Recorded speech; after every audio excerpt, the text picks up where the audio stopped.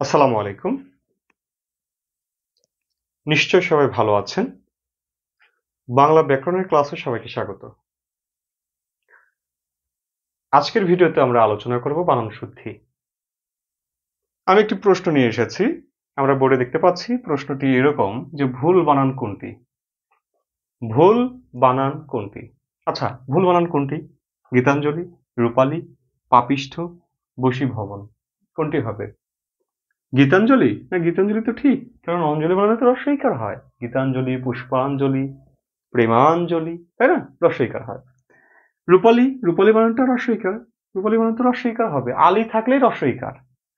আলী, আমি, ঠিক আছে, আমি, বাদরামি, নষ্টামি, ভণ্ডামি, চোরামি, ঠিক আছে, জেঠামি, এই আমি আনি যা আছে সবগুলোতে রস্বইকার হবে।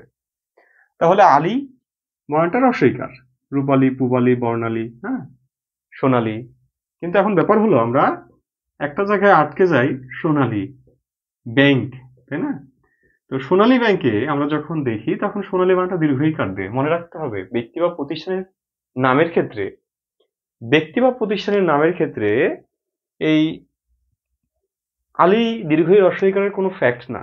হুম, কারণ সোনালী বানানটা তারা বাংলাতেও লিখে সোনালী, ইংরেজিতেও লিখে সোনালীই লিখে, গোল্ডেন লিখে না। ঠিক আছে, এই জন্য সোনালী বানানটা এই ক্ষেত্রে ঠিক। ব্যক্তি বা প্রতিষ্ঠানের নামের ক্ষেত্রে বানান ডাজন্ট ম্যাটার। আচ্ছা, এবার আসি গ নম্বরটা। গ নম্বরটা আমরা দেখতে পাচ্ছি পাপিষ্ঠ বানানটা আছে দীর্ঘইকার দিয়ে, পাপিষ্ঠ।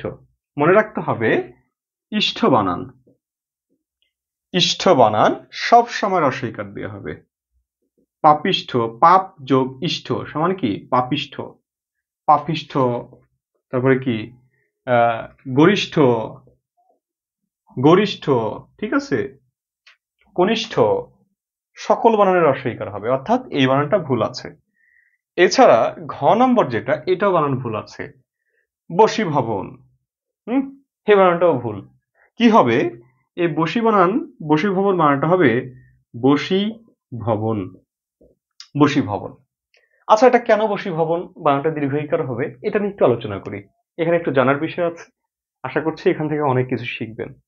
একটু অপেক্ষা করেন এবং দেখতে থাকেন। ওকে, একটা ব্যাপার হলো যে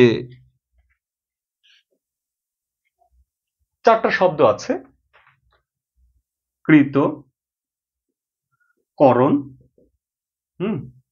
কৃত, করণ, ভূত, ভবন, ভূত, ভবন, ঠিক আছে। এই চারটা শব্দ যখন কারবিহীন কোনো শব্দের সাথে যুক্ত হয়, কারবিহীন অর্থাৎ শেষে কার নাই, যেমন বশ, ওই যে আমরা বশ করি না, বশ করতে চাই, বশ মানে আয়ত্তে রাখতে চাই, সে বশ। এই বশ শব্দটা শেষে কোনো কার নাই, অ আছে।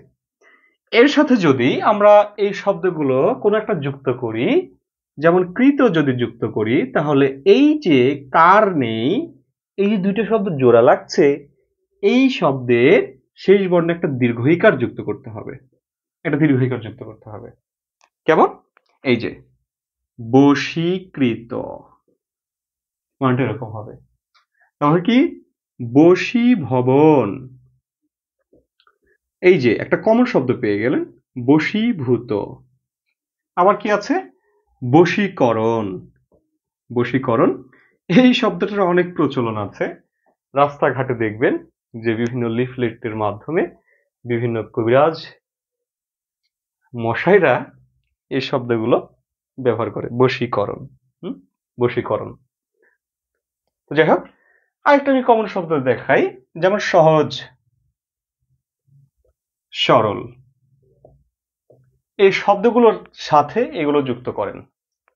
যেমন সহজ, আমরা খুব কমন একটি শব্দ দেখি, সহজীকরণ। এদের সহজ যোগ করণ, হয়ে যায় কি? সহজীকরণ, সহজীকরণ। আচ্ছা, মজার বিষয় দেখেন তো, আপনাকে যদি বলা হয় সহজীকরণ এর সন্ধি বিচ্ছেদ করেন তো, তখন আপনি কি করবেন? তখন আপনি এই যে এই কাজটা করবেন, সহজ যোগ করণ, সহজীকরণ, ঠিক আছে?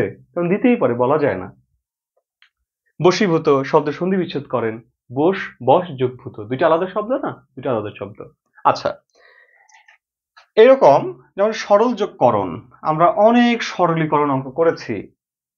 স্কুলে যখন পড়েছি তখন অনেক সরলীকরণ মাধ্যমিক স্কুলে করেছি, সরলীকরণ। হুম, এরকম আরো অনেক শব্দ আছে, যেমন দ্রব। এই দ্রব শব্দের সাথে আমরা খুব ভালোভাবে পরিচিত। এই যে যখন এই দ্রব শব্দের সাথে ভূত যুক্ত হয় তখন সেটা হয়ে যায় দ্রবীভূত। দ্রবীভূত। যেমন একটা শব্দ লিখছি আমি, আত্ম। এই আত্ম শব্দের সাথে যখন করণ যুক্ত হয় তখন সেটা হয়ে যায় আত্মীকরণ। হুম, তারপরে নিরস্ত্র শব্দ আছে, নিরস্ত্র। এই নিরস্ত্র শব্দের সাথে যখন করণ যুক্ত হয়ে যায় তখন সেটা হয়ে যায় নিরস্ত্রীকরণ। নিরস্ত্রীকরণ। এরকম অনেক শব্দ আছে। যেমন আমি একটা শব্দ বলছি, দূর শব্দ। এই দূর শব্দের সাথে যখন করণ যুক্ত করবেন তখন কি হয়ে যাবে? দূরীকরণ। দূরীকরণ হবে, দূরীকরণ হয়ে যাবে। হুম, শর্ত হলো এই শব্দের সাথে, মানে প্রথম শব্দের শেষে কোনো কার থাকা যাবে না, কার থাকলে রস্বইকার বা দীর্ঘইকার হবে। এখন কথা হলো, এই প্রথম শব্দের শেষ বর্ণের সাথে যদি রস্বইকার থাকে কি করব? সেই রস্বইকারটাকে দীর্ঘইকার বানাই দিব। রস্বইকারটাকে দীর্ঘইকার বানাই দিব, তাহলে হয়ে যাবে।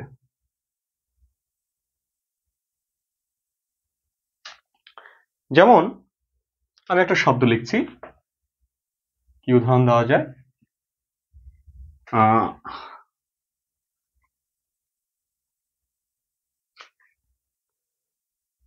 আমি একটা শব্দ লিখলাম জারি। জারি বানান রস্বই, কৃত সমান কি হবে? হয়ে যাবে জারিকৃত। ঠিক আছে, জারিকৃত। রস্বইটা দীর্ঘইকার হয়ে যাবে। আমি একটা শব্দ লিখলাম ঋজু। ঋজু, এই যে ঋজু শব্দটা আছে এর সাথে করণ যুক্ত করলাম, রস্যু আছে, এই রস্যুটা দীর্ঘকার হয়ে যাবে, তাহলে কি লিখবো? ঋজু করণ। আমরা এইভাবে এই শব্দগুলোর সঠিক বানান লিখতে পারি। তো আশা করছি আলোচনাটা খুবই গুরুত্বপূর্ণ ছিল এবং এখানে অনেক কিছু জানার আছে, বোঝার আছে, শেখার আছে। তো আজকে এই পর্যন্ত। সবাই ভালো থাকবেন, সুস্থ থাকবেন। সবার সুস্বাস্থ্য কামনা করে এখানে শেষ করছি। আল্লাহ হাফেজ। আসসালামু আলাইকুম ওয়া রাহমাতুল্লাহ।